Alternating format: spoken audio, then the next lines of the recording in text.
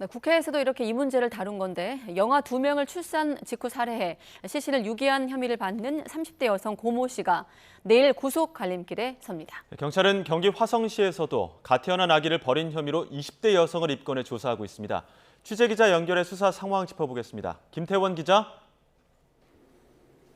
네, 경기 남부경찰청입니다. 네, 그렇다면 영아 살해 혐의를 받는 친모의 구속영장 실질 심사 언제 열릴 예정입니까? 네, 내일 오후 2시 반 수원지방법원에서 30대 여성 고모 씨에 대한 구속전 피의자 신문이 진행됩니다. 고 씨는 지난 2018년 11월엔 여아를, 이듬해 11월에는 남아를 각각 출산 하루 만에 살해하고 시신을 유기한 혐의를 받습니다. 경찰은 어제 오후 경기 수원시에 있는 고 씨 자택 냉장고 냉동칸에서 영아 시신 2구를 발견하고 고 씨를 긴급 체포했습니다.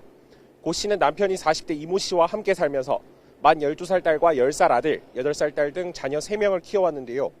그러니까 지난 2018년 낳은 여아가 넷째인 겁니다. 생활고 때문에 자택에서 아기를 목 졸라 살해했다고 경찰에 진술했는데요.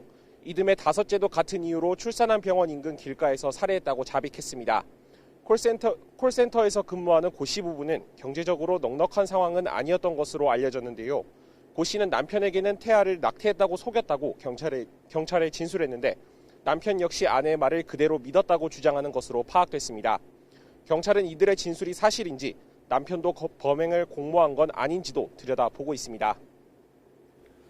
경기 화성시에서도 영아 유기 사건이 적발됐다고 하는데 이 내용도 전해주시죠.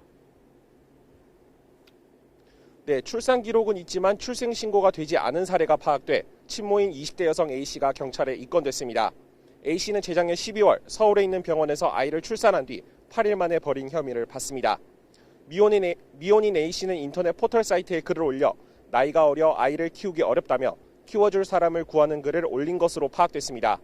이후 온라인을 통해 연결된 성인 3명을 서울 성북구에 있는 카페에서 직접 만나 아기를 넘겨줬다고 진술했습니다.